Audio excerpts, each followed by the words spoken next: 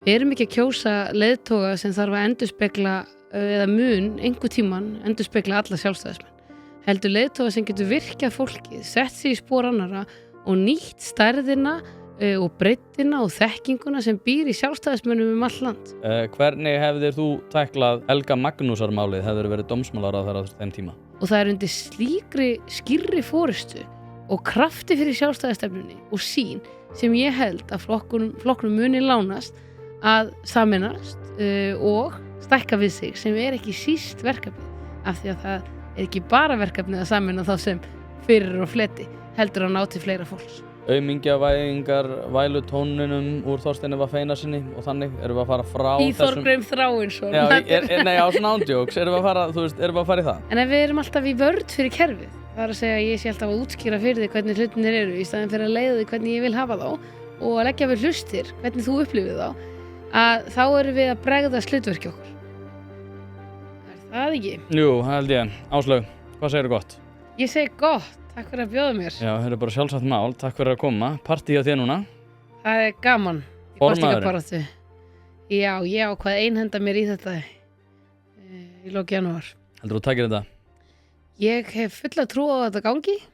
Fyrst og fremst er ég að bjóða fram krafta mína því ég hef trú á því að ég geti leitt þar breytingar sem flokkurinn þarf á að halda á þessum tímapunkti.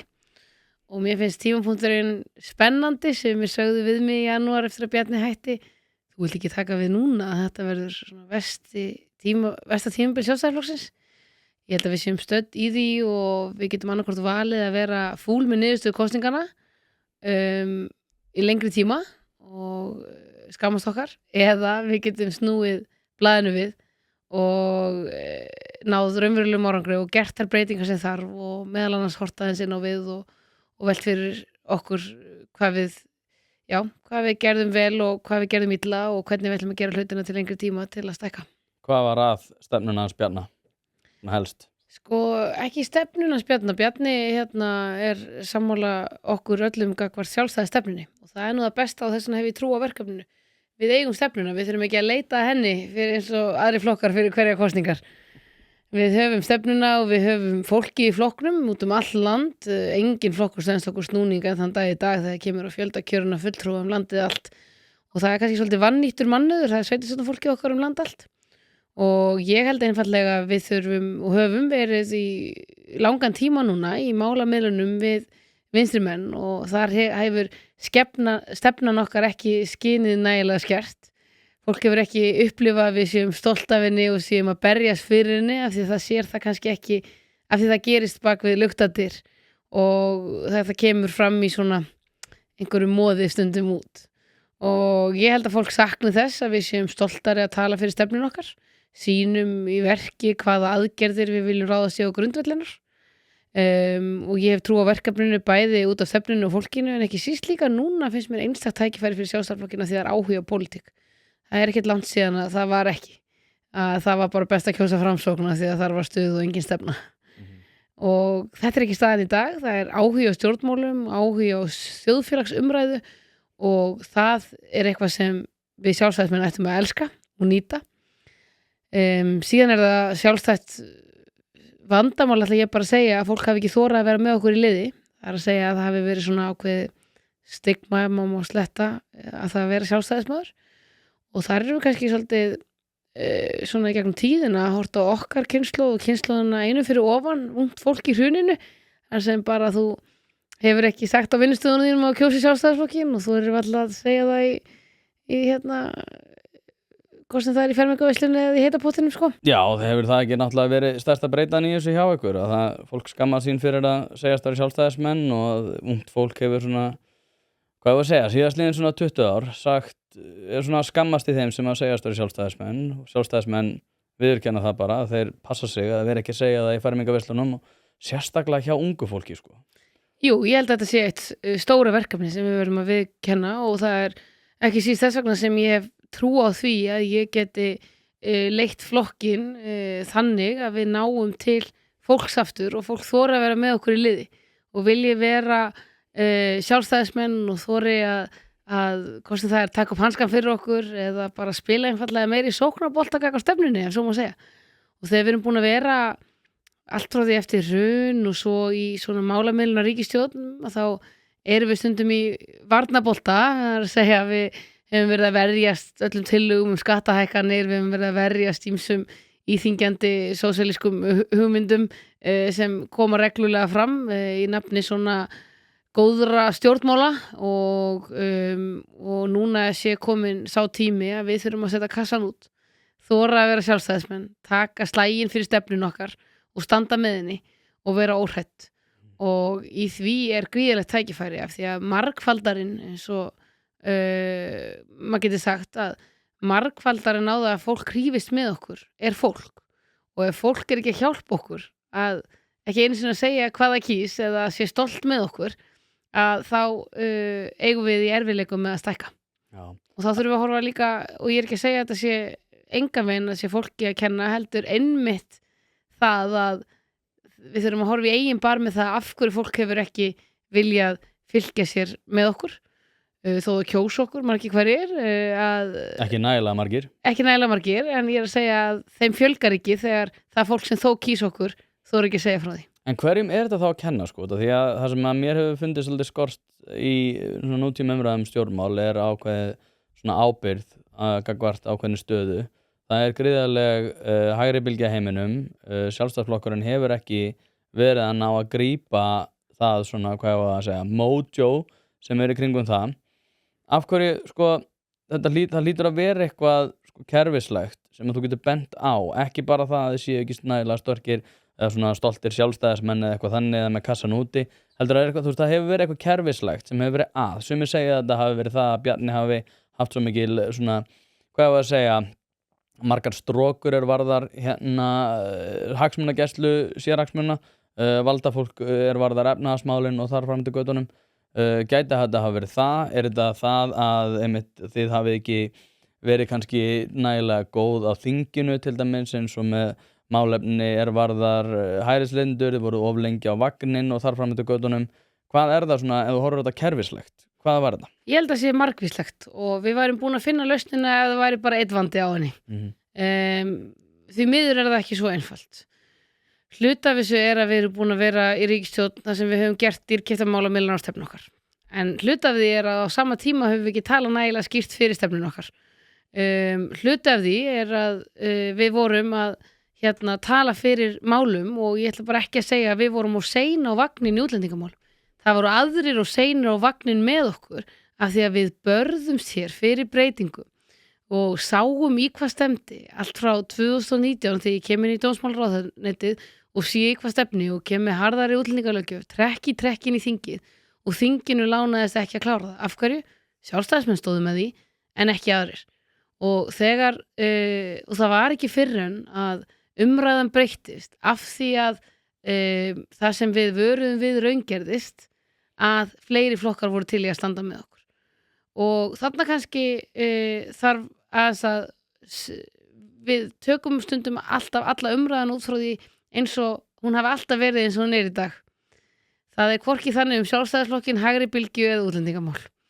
Og það nú bara þannig að fólk þarf að setja sig inn í þær stellingar sem voru þegar maður var að berjast fyrir harðar útlendingalöggjöf þá að þú veist, Gísli Marteinn í sínu þætti að þá var það slókanið Áslaug Arna martröð barna út af það svaka þetta var bara svona, sko. Besta tíma í Ríkisútvarpinu þar sem farið var yfir það hvað ég væri vond og ég ekki að segja þetta því ég vorkenni mér, ég að reyna að varpa svona upp þeirri umræðu sem var að það stóðu gestur hjá honum og þetta var til umræðu þarna og svo var teiknuð mynda mér í nasista búning af Þrándi listamanni með Útlendingastofnuninni og ég bara reyna að varpa ljósi á þá umræðu að því við verðum að reyna að setja okkur í þau spór sem þarna voru. Þarna þorðu fáir og okkar aldrei, fáir almennt í samfélaginu sem ekki voru inn í pólitík að taka afstöðu með því að þetta þyrfti. Af því að fólk var ekki byrjað að upplifa að þetta þurfti. En Ásmundur Friðriks þorði og þú gagnrýndir hann fyrir það? Nei, sko, þarna þetta fara ránt með staðreyndir. Okay. Það var árið 2015. Þá voru að koma 100-300 og sækjum alþjóðlega vernd og gagnrýnin hans snerist ekki það að hér var að koma margir og ég hefði gagnrýnt það. Þarna misfarið með söguna af því að það sem hann talaði var að allir múslimar sem hér byggju ætti að fara í bakgrunnstjekk. Það allt önnur umræða heldur en stöðu útlendingamála á þeim tímapunkti. Þarna var enginn að tala að það voru of margir að koma eða að það þyrfti einhvern veginn, heldur var hann að leggja það til að mismuna fólki eftir trú og fleiri. Mér finnst hann hafa skotið við markið, ég skautið við markið og hef beðið hann afsökunar fyrir löngu síðan í viðbröðum mínum við því. En þarna má ekki misfara með staðreyndir hvað raunverulega var rætt. Nei, það er svona gott að fara yfir það hérna. Já, nákvæmlega og bara mjög mikilvægt og við Ási, góðu félagi minn, að stundum bara snerist þetta líka orðfæri og hvernig við tölum útlendinga og setjum ekki allt undir sama hatt. En við erum góðu félagar og ég hef alltaf verið mjög skýr og verk mín í dómsmálaráðuneytinu dæma sig fyrir það hvernig ég hef reynt að breyta kerfinu til þess að loka á ákveðna segla sem hafa verið hér og gert það að verkum að fleiri koma hingað heldur en við ráðum við. Þú þurfa meira að gera í þeim efnum? Já, við sleitum ríkisstjórnina út af því og mér finnst eins og þetta hafi aðeins gleymst í umræðinu af því að valkyrjurnar segja síðan bara alveg óhikað það búið að gera nóg en það eru allt í orðan sammála frumvarpinu sem nokkrir flokkarnir bárust hatramlega gegn í mörg ár en það þarf að gera meira. Það líka hægt að gera meira án lagabreytinga gagnvart kerfinu og ég hef reynt að tala fyrir því að við byrjum á útlendingastofnun og kærunefnd útlendingamála varðandi innleiðingu gervigreindar. Þá ég ekki bara að tala af því að það sparar ómælda fjármuni, heldur líka að það hraðar málsmeðferðinni. Málsmeðferðin allt of hæg og við getum sparað gríðarlega fjármuni með því bara að hraða málsmeðferð í útlendingamálum. Og ég var komin með slíkt verkefni á hendur sem svona tilraunaverkefni og hafði lagt það fyrir dómsmálaráðuneytið þar sem það beið afgreiðslu en mér langaði sem partur á aðgerðaáætlun minni í gervigreind að sýna hversu megnu tæknin gæti verið til þess að styðja við lögfræðinga sem eru í þungum afgreiðslumálum og Útlendingastofnun gott dæmi. Síðan höfum við talað fyrir lokuðum búsetuúrræðum. Við höfum talað fyrir að afnema þar síðustu séríslensku reglur sem eru eftir en líka fyrir því að þeir sem brjóta hér af sér missi alþjóðlega vernd. Það virðist svona að vera það eina sem þessi ríkisstjórn ætlar að tikka í boxið með ef svo má segja en hitt ekki en ég hef eiginlega meiri áhyggjur af svona heildarbrag málaflokksins af því að það þurfa að gera meira og það oft spurt að því hvað þarf að gera næst og svona. Þessi málaflokkur svo kvikur og bara á örfáum árum þá hefur mjög mikið breyst í þróunni hverjir eru að koma og hvernig fólk er að koma og hvaða hópar það eru og svo framvegis og í svona málaflokki þar sem breytingar á heimsmyndinni hafa bara einfallega áhrif hingað en það gerir samt allt hér sem hefur gerst á Norðurlöndunum. Var 5 ára síðar einhvern veginn? Nákvæmlega og það það sem að svona var að reyna að varpa ljósi á 2019-20 og svo sittum við hér 5 ára síðar og hvað hefur gerst. En það í þessu málaflokki hann svo kvikur að stjórnmálamenn verða að hafa það í sér að geta brugðist við hratt og þarna held ég að þingið íslenska löggjafarvaldið hafi brugðist að geta ekki að vera sagt bara það var sett hérna heildarlög þau voru sett bara í allt öðru umhverfi 2016 heldur en var orðið strax 2019 og sagt bara þau hafa sátt þau við þurfum ekki að gera meira.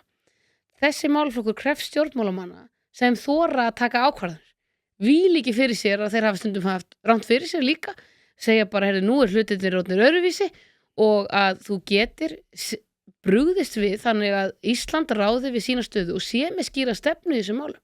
Og við þurfum að horfa út fyrir bóksi. Ég hef talað fyrir móttökuskólum.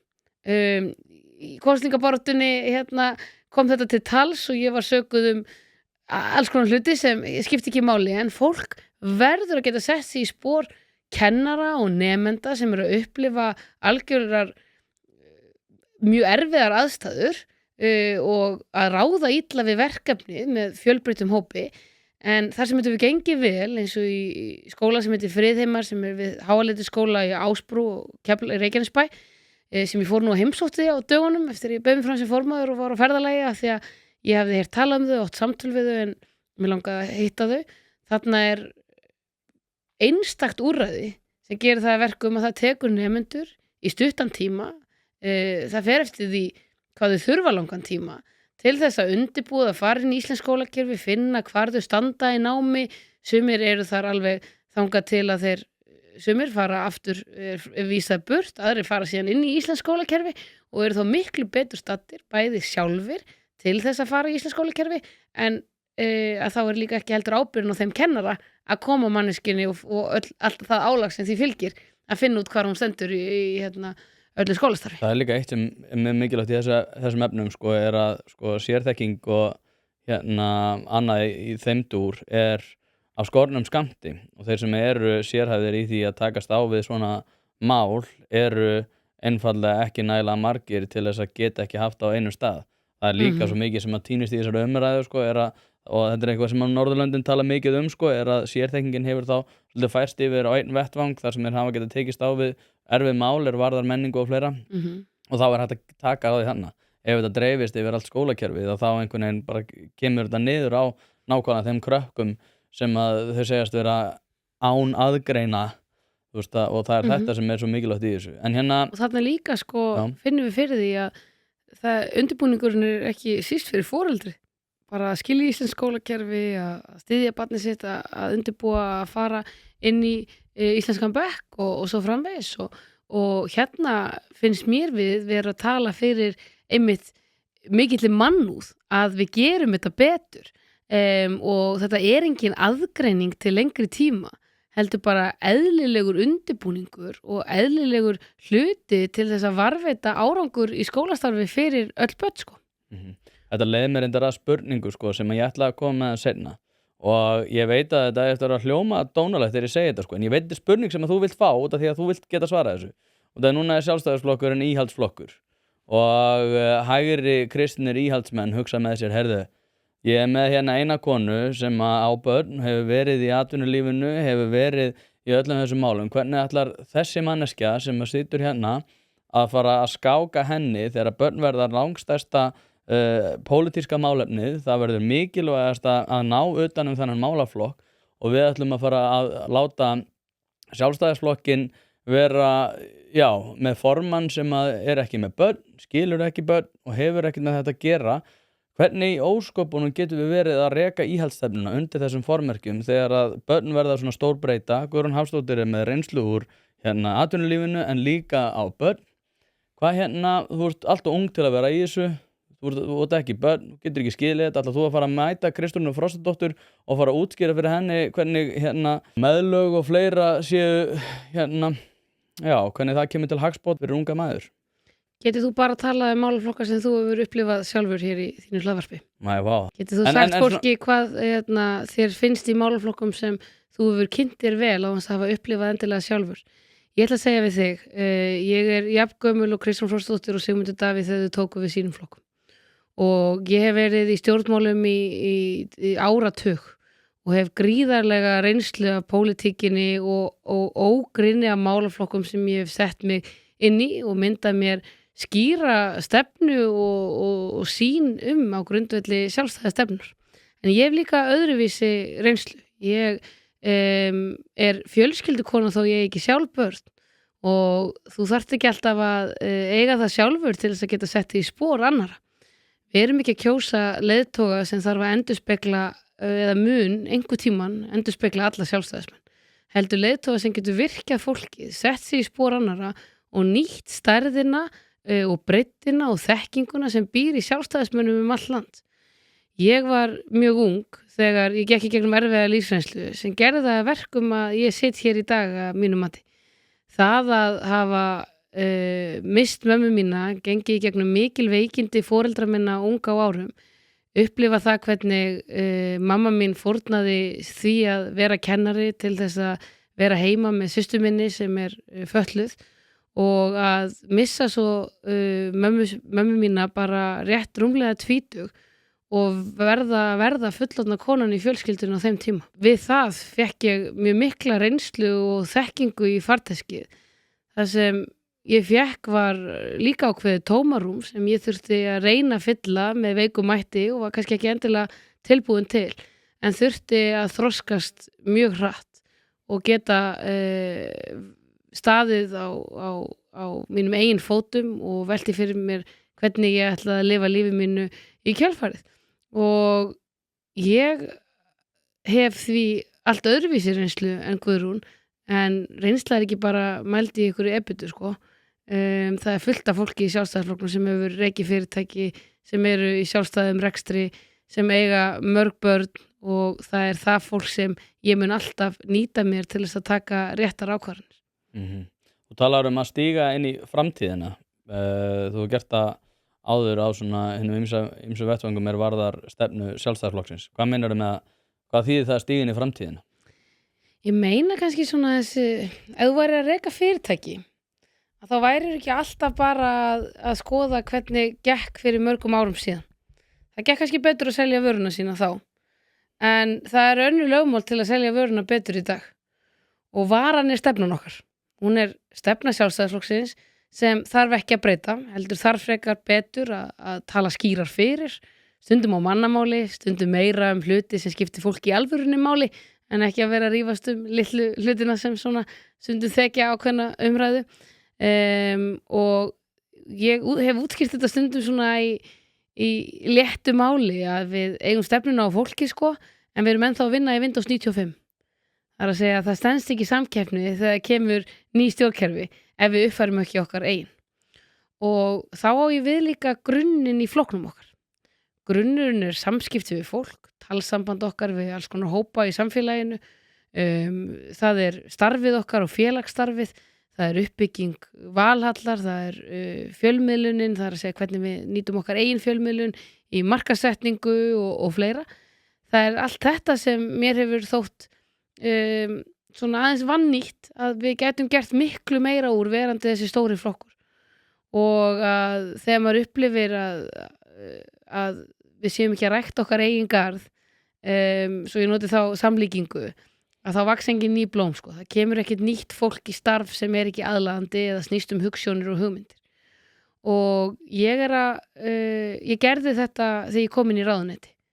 Ég upplifði þar væri kerfi sem væri byggt á því hvernig ráðuneyti átti að virka frá 1904 eða eitthvað og upplifði að þar væri mikið svona svolítið hægagangur, lítil forgangsröðun, of lítil skilvirkni, of mikil yfirbygging, of mikil síló, of mikil viðbragðs svona stjórnun, það að segja ef það var eitthvað í gangi að þá var allt í viðbragð en ekki þessum grunnþáttum sem þarf að sinna.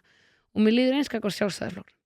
Ég ákvað að ráðast í mjög mikla breytingar á uppbyggingu kerfisins og að það væri skýrari forgangsröðun, færri síló, við færum betur með fé og svo framvegis, skipaði enga stýrihópa, nefndir og ráð og reynda þess að gera þetta öðruvísi. Og það sama núna sem við líðum með flokkin okkar, við erum orðin svolítið bákn. Við getum gert hlutina betur og við getum aðeins velt fyrir okkur hvernig starf stjórnmálaflokks til fyrirmyndar árið 2025.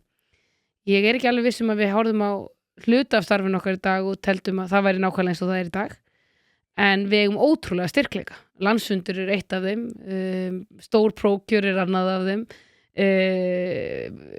mannauðurinn og stefnan síðan hitt og ég held að á þessum grunni getum við gert alveg ótrúlega hluti. Ef við þorum að stíga aðeins inn í framtíðina og þá meina ég gera alvöru breytingar á því hvernig við komum stefninu á framfæri, þar þurfum við einfallega að vera svolítið kameljón. Við þurfum bæði að geta skrifað í Morgunblaðið og mætti í hlaðvörp og útvarpið og í þingið, en við þurfum ekki síst líka að vera á samfélagsmiðlunum og útskýra stefnuna í stuttu máli fyrir fólk, ungu fólki og nýjum kynslóðum. Við þurfum að átta okkur á því að 14 ára krakkar í dag, valkjörurnar halda út kjörtímabilið, að fara að kjósa í næstu þingkosningum. Og það sem hefur verið ótrúlega gaman að finna landið allt, allt unga fólki sem hefur verið að mæta, sem yngri en 20 á fundina mína. Og ekki endilega að mæta á landsfund, en hefur áhuga á stjórnmálum og hefur fylgst með manni á samfélagsmiðlunum eingöngu og segir ég sammálaðir og mér langar að fara að taka þátt ef þú verið formaður. Það rosalega mikil hægribylgja með hjá þessum hópi sko. Já, það gefur manni mikinn innblástur. Ég þetta einmitt sko, út af við vorum að tala þessa kerfis kvilla sem vorum að ræða á hann. Mér finnst eiginlega nákvæmlega að það vera það sem þú ert að lýsa sko. Mér finnst að vera nákvæmlega þetta að flokkurinn sjálfur sé orðin einhvers konar báknaðan, sé einhvern veginn bundin alltaf við einhverja hagsmuni sem eru, hvað ég var að segja, einmitt að reka einhvern veginn sjálfan sig sko. En Þannig líka sko, þannig einn annar vandi sem þú svona nefnir lauslega, að það aðrir hafa skilgreint Sjálfstæðisflokkinn lengi.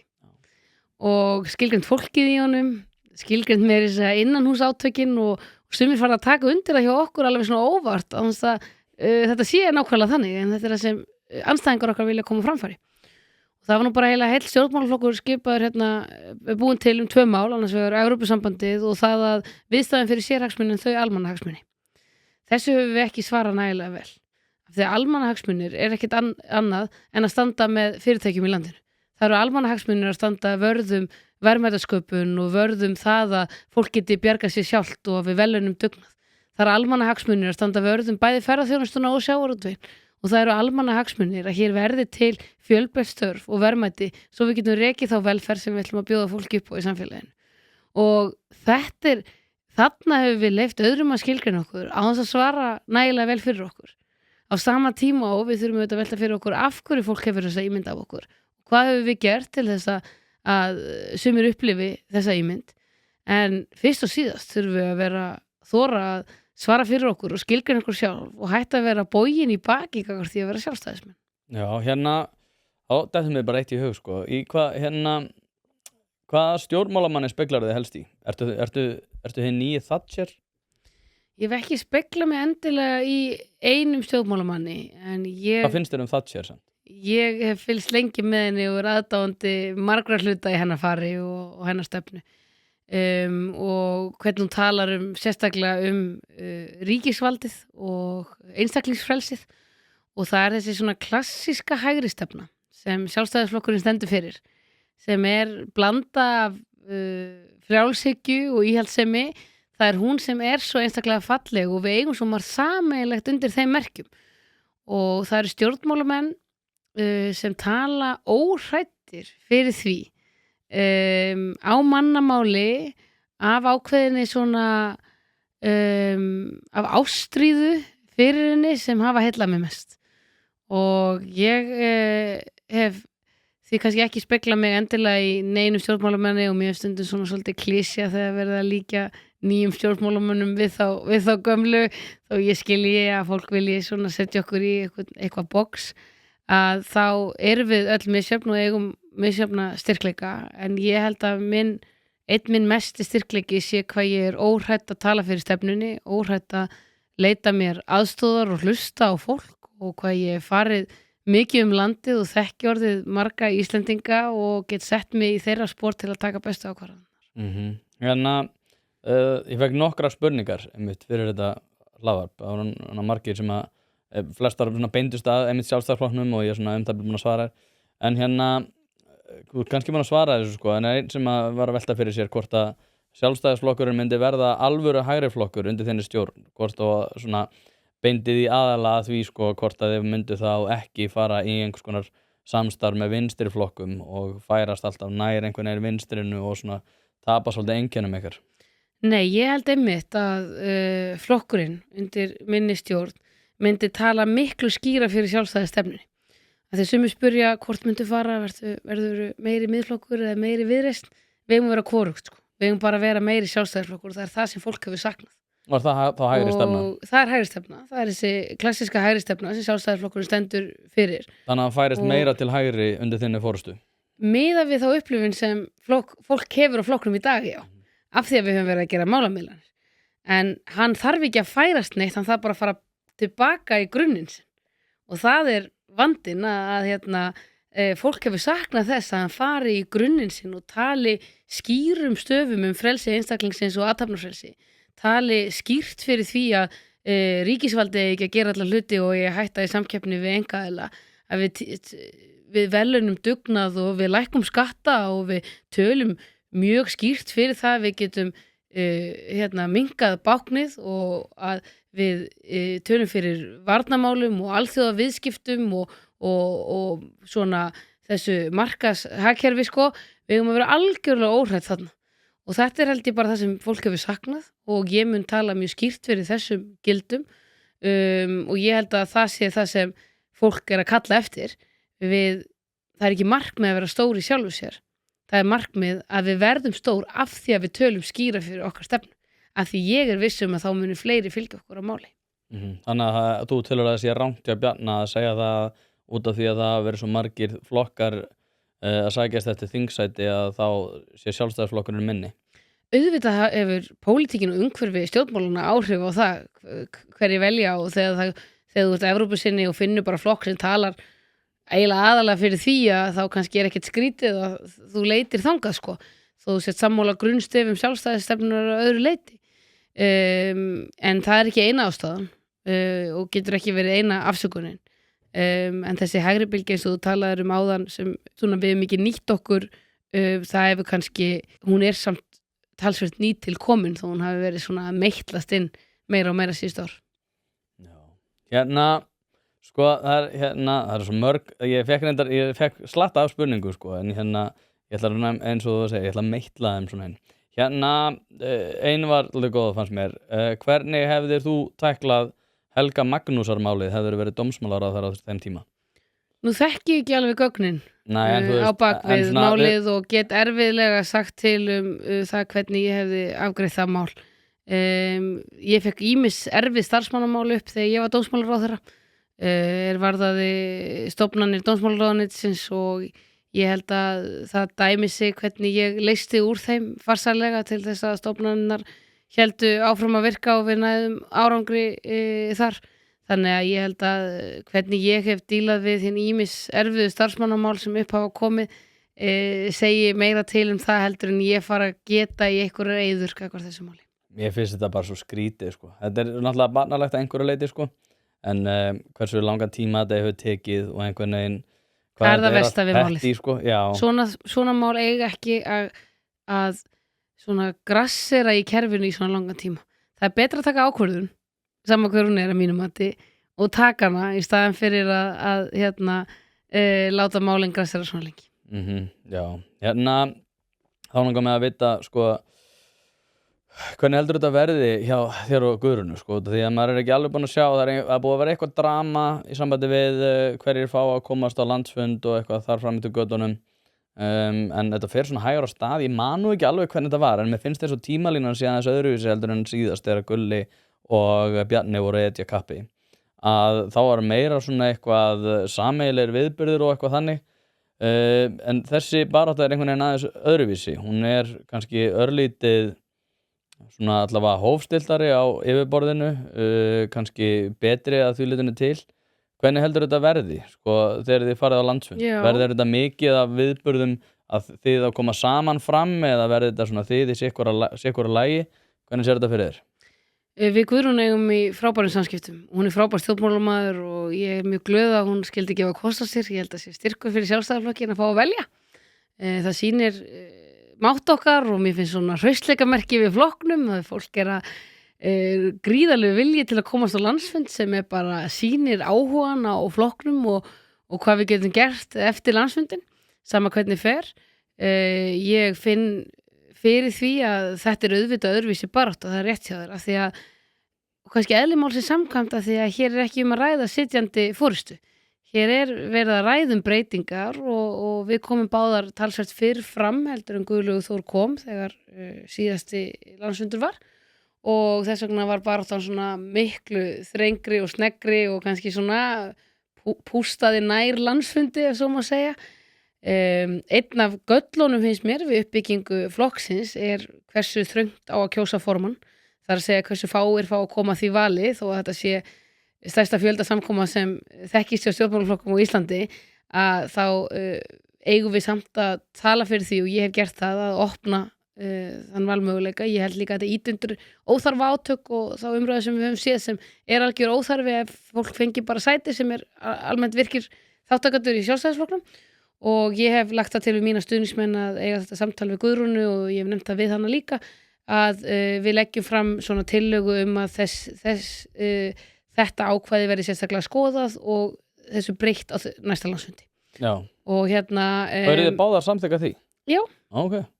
Og ég mjög spennt fyrir því bursi frá því hvernig þessi landsfundi fer að við þórum aðeins svona partur af því að stíga eins inn í framtíðin að hleypa fleirum að forystukjöri í flokknum.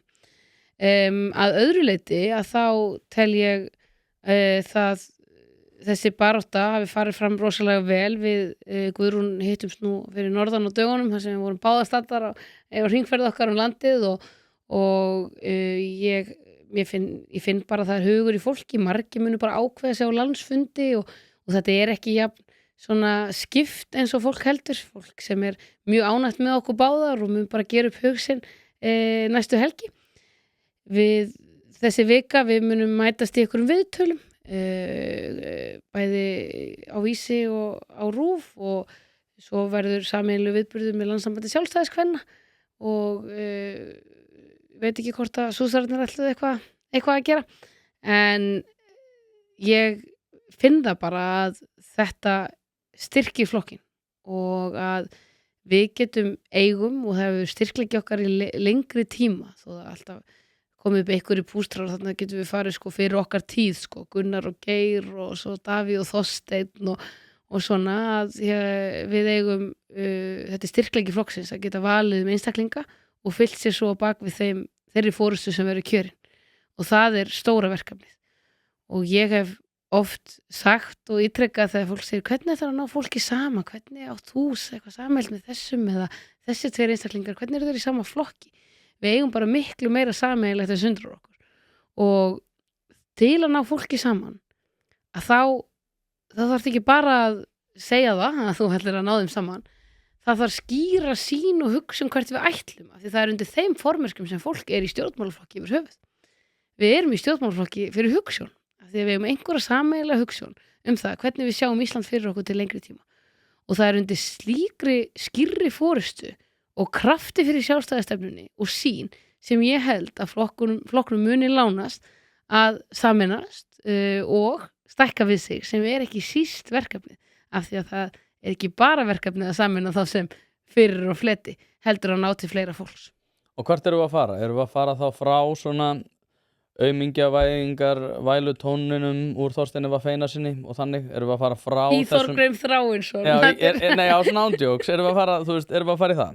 Já, við erum að fara í skýra stefnum það að nýta tækifæri sem Ísland hefur að veluna dugnað og ítundi frumkvæði einstaklinga sem munu leysa hér úr læðingi þá krafta sem við búum.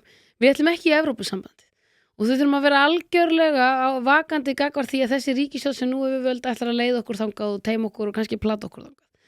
Við þurfum ekki á því að halda með við þegar þau ráða valla við sitt eigið regluverk og verkefni að leiða íslensku þjóðina þangað. Við eigum að leiða hana inn í tækifæri og ákveðnar svona stórar kerfisbreytingar á kerfunum sem virðast hafa verið að virka illa. Hvort sem við horfum á orkumálin, samgöngumálin, hjúkrunarheimilin, málefni eldri borgara.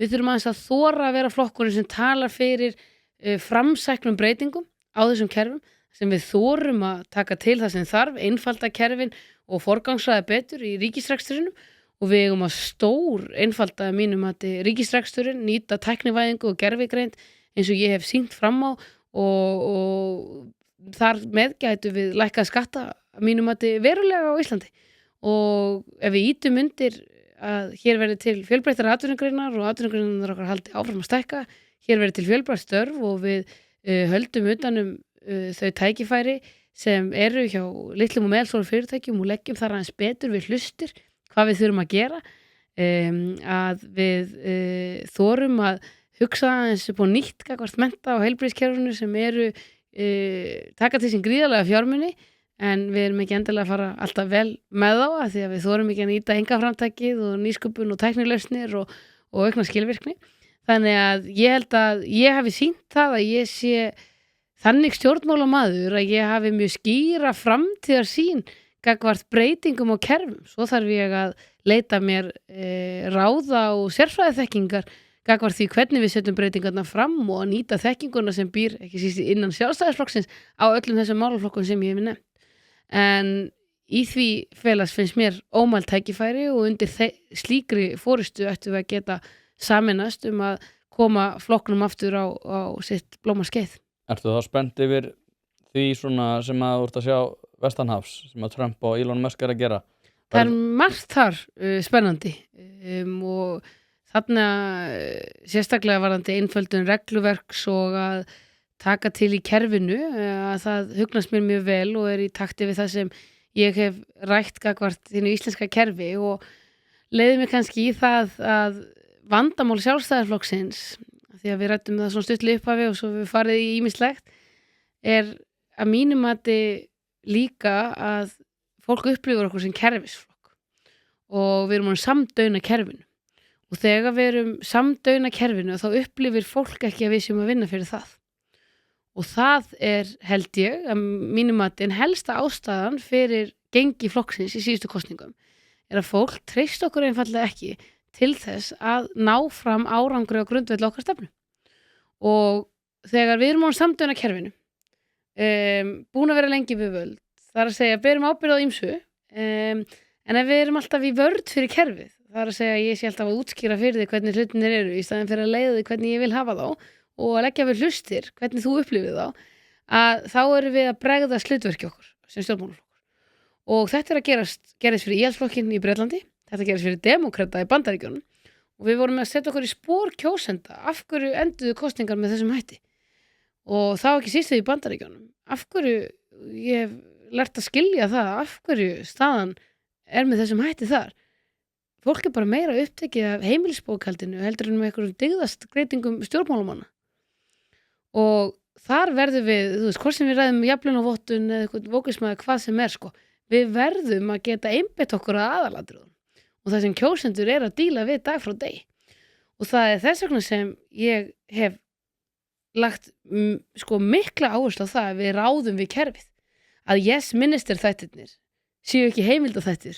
íslensk stjórnkerfi að við náum þeim árangri sem við lofum kjósendum okkar af því að þegar við komum til valda komum inn í ráðuneyti í málaflokk sem þarfnast mikilla breytinga og fyrir göngu svo til kosninga 4 árum seinna og höfum ekki náð árangri að þá vantreystir fólk okkur en það voru við okkur sem mistókst að ráða við kerfið og þarna held ég að því að ég mikið fyrir það að reyna að finna grunninn af vandamálunum í staðin fyrir að halda að það sé til einföld lausn á hlutunum og hafa verið í yfirborðinu þarna held ég að það sé ákveðin grunnur að vanda það sem íslenskt stjórnkerfi getur gert svo miklu betur og við getum nýtt smæð okkar með svo miklu öflugri hætti til að einfalda hlutina og auka lífsgæði á Íslandi Já, þetta merkilegt því að sko heldur þá að sko ég veldi fyrir mig bara út af því að sko Guðrún Hafsteinsdóttir var að segja núna nýlega að hún hefði verið að móti því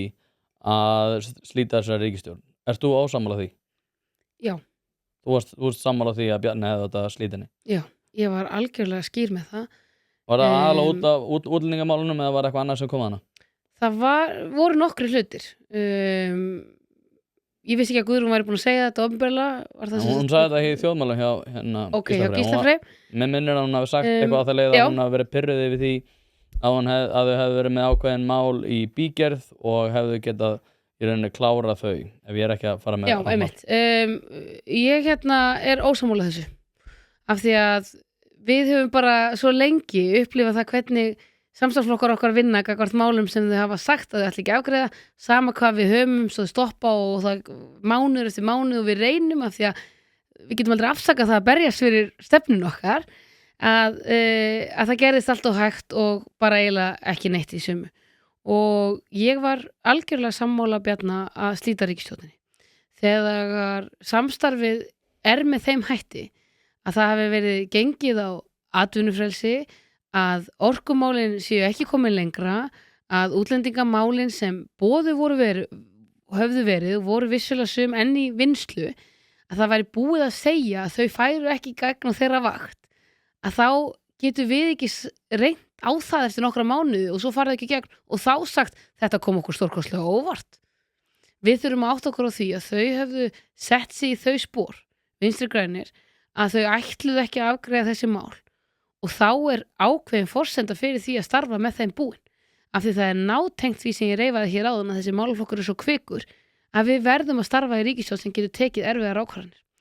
Og ég veit alveg að sumir hefðu vilja vera ráðherra lengur. Það þægilegt að klára svona einhver einstök mál í ýmsum ráðuneytum að það hefði verið, flokkurinn var í sögulegri lægð í skoðanakönnunum þegar við slitum og einhverju sögðu við hefum kannski gengið betur ef við hefum gert þetta og þetta en svo bara ákveðið prinsip gagnvart samstarfi og þarna var bara trúnaður og traust búið og því eina rétta að boða til kosninga og að standa með því að við ætlum að ná árangri í þessum málaflokkum og þegar við sáum að það var ekki að fara að gerast og þau höfðu orðað það orðrétt að þá var tími til að segja stopp. Já, hérna, þá langar maður að vita, sko, og ekki bara eitthvað svona, fólk ólíkt og við erum öll með okkar eiginleika, en svona, ef þú gefur mér svona eitthvað áþreifanlegt, sko, verður þú öðruvísi formaður heldur en Bjarni og ef svo hvernig? Já, ég held ég verði öðruvísi formaður en Bjarni. Ég einlæglega í pólitík af hugsjón og af ástríðu og ég vona að fólk finni það þegar það hittir mig og ég held að það skipti máli fyrir næsta formann Sjálfstæðisflokksins. Bjarni var það líka. Og það skipti máli að vera óhræddur og ég held að Sjálfstæðisflokkurinn sé að leita af leiðtoga sem óhræddur og sé í sóknarbolta og skori frekar fleiri mörk þó hann fái 1 mark á sig. En varnarstaðan og að enda leikinn 2-2 ekki betra fyrir flokkin en að fá hann í 7-3 sko. Og ég hef líka einlægan áhuga á innrastarfi flokksins og fólki og ég hef haft hugmyndir það allt frá því ég tók við sem ritari og tók því af mikilli ábyrgð mjög ung fyrir áratug síðan að vera ritari í stærsta stjórnmálaflokk landsins, það er að segja annar varaformaður í forystu flokksins og fórum all land og heyrði í Sjálfstæðisfólki að þarna væri verk að vinna gagnvart því að veita betri upplýsingar til þess að hjálpa fólki að þora að vera með okkur í liði, að starfið þyrfti að snúast hugmyndir, að málefnastarfið í dag væri of óvirt, við hefum reynt að straumlínalaga það svo mikið að það er orðið kerfislegt og við virkjum ekki fólk og hópa með okkur og hvernig fólk upplifir að komin í valhöll, hvernig upplifir périð að við séum líka á TikTok og fleira og ég held einfallega að ég geti verið það kameljón og með þann kraft sem þarf til þess að ná árangri í þessari stöðu sem við erum í dag af því að styrkleika mínir liggja í því að vera óhrædd og að virkja fólk og það er það sem er verkefni flokksins. Þannig að þú ert að fara að breyta þá menningu innan flokksins. Heldur þú skota því að núna er alltaf verið að tala þessar 2 fylkingar fólkurna, já, nei, við erum öll svo samheldin en þú veist við vitum alveg að það einhverjar svona ákveðnir hópar sem eru kannski aðeins þéttari heldur en hinnir hópanir.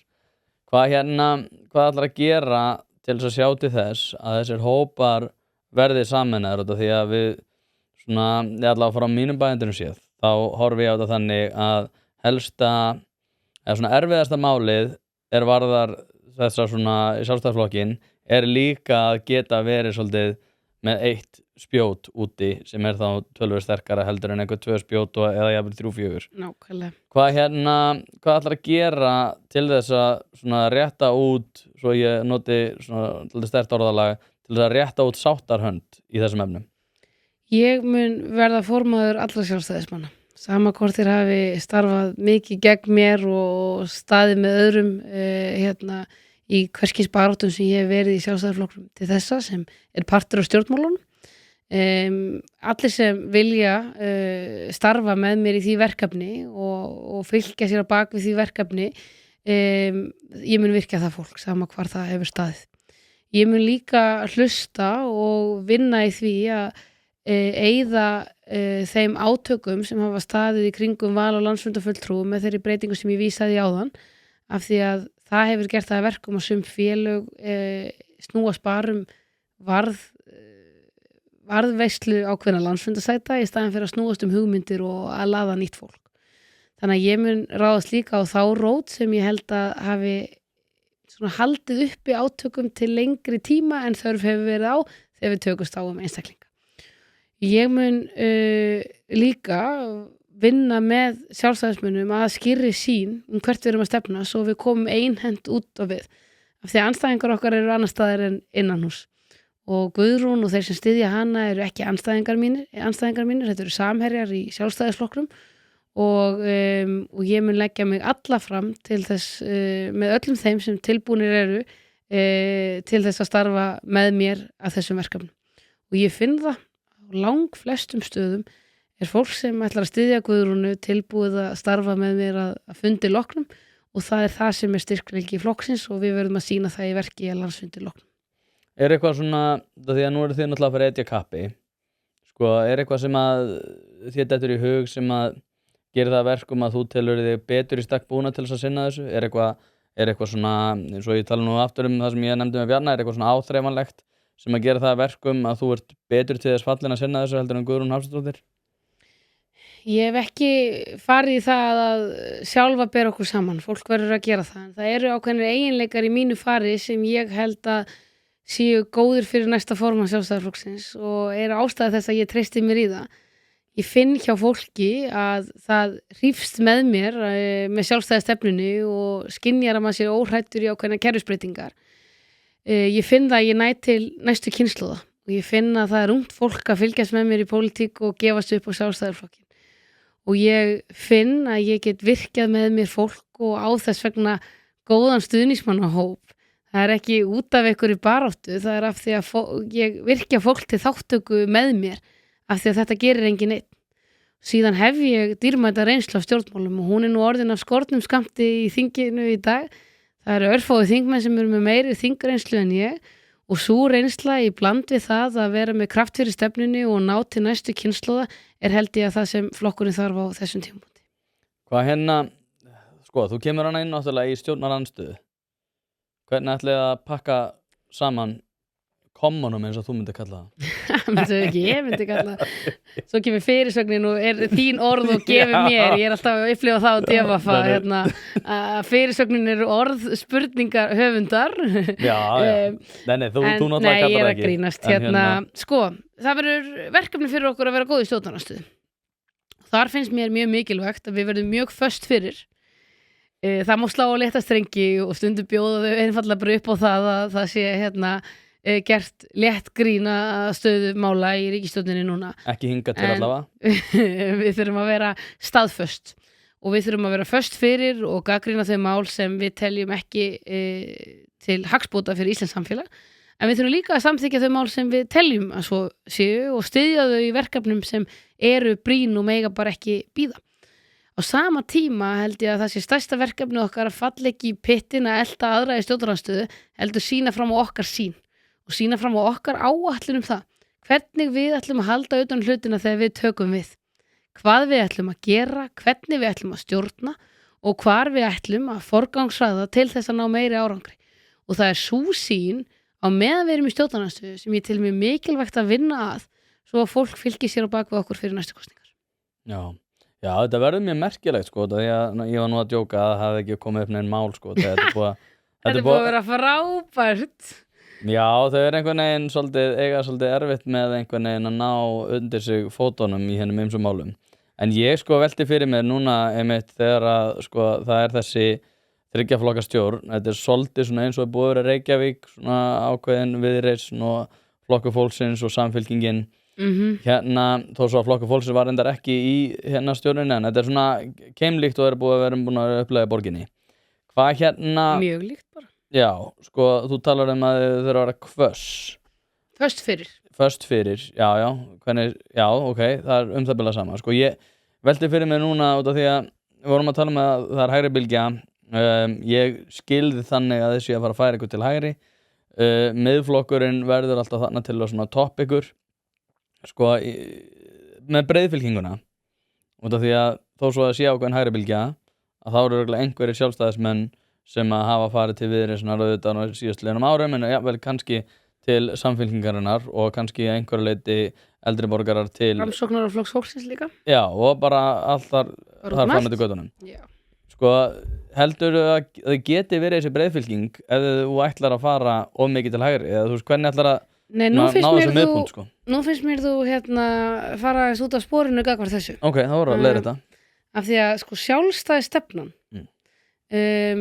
fyrir sumum sko finnst sko hún er mjög skýr og ég hef trú á því að með því að tala skýrar fyrir henni og hennar grundvelli náum við til fleira fólks í allar áttir af því að ég held að sumir hafi farið til þessara flokka af því að þeir hafa bara saknað þess að við stöndum skýr á okkar stefnu og þeir hafa upplifað að einhverjir flokkar hafi svona talað aðeins meira til þeirra og það er þetta fólk sem við þurfum að ná í úr öllum áttum.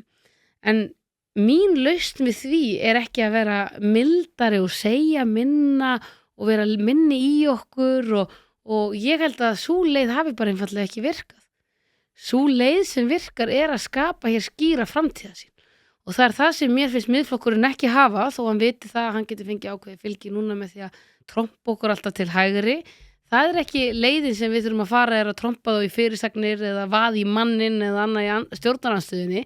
Það hægt að hafa gaman af því að einhverju leiti en þau hafa ekki skýra framtíðarsýn fyrir Íslands á grundvelli sjálfstæði stefnunar og myndu aldrei ná til fólk sem hjá okkur eða ætti að koma til okkar á grundvelli svona klassískrar hægri stefnu. Og í því ég mjög spennt að fara í þessa vinnu eftir landsfund fá ég til þess traust að sýna fólki fyrir hvað sú stefna stendur af því að ég held að með því getum við nálgast fólk úr röðum allra tilbaka með okkur. Já, þetta var ágætis ræði hér. Hérna, þá þurfum við að ljúka þessu, ég þarf að hleypa þér hérna út. Hérna, loka spurning. Ertu að fara að taka þetta? Ég full að trúa að ég geti orðið formaður Sjálfstæðisflokksins og ég hafi traustið þess á landsfundinum eftir viku. Þetta þannig mjög spennandi og margir eiga eftir að ákveða sig og ég hlakka bara mikið til þessara viku sem fram að fundi að spjalla við sjálfstæðismenn og vona einlæglega að þeir ætli á landsfundinum að veðja strax á framtíðina og leyfa að því að mér finnst Sjálfstæðisflokkurinn ekki eiga efni á því að bíða. Ekki eiga efni á að bíða. Burt með framtíðina. Og landsmenn eiga heldur ekki efna því að bíða eftir því að Sjálfstæðisflokkurinn nái sér aftur á strik. Nei, ég reyndar held að það er svo mikið að gera þessi stjórnmálunum að það mjög mikið að svona afdrifaríkum eða allar ákvarðanir eru orðnar miklu afdrifaríkari heldur en það voru kannski bara fyrir örfáum árum. Þannig að sama hvort að þú verður kosin eða Guðrún Hafstadóttir þá verður svo ákvarðun afdrifarík. Áslaug Arna, þú ert geggjuð. Takk aðeinslega fyrir að koma og þangað til næst. Takk fyrir spjallið.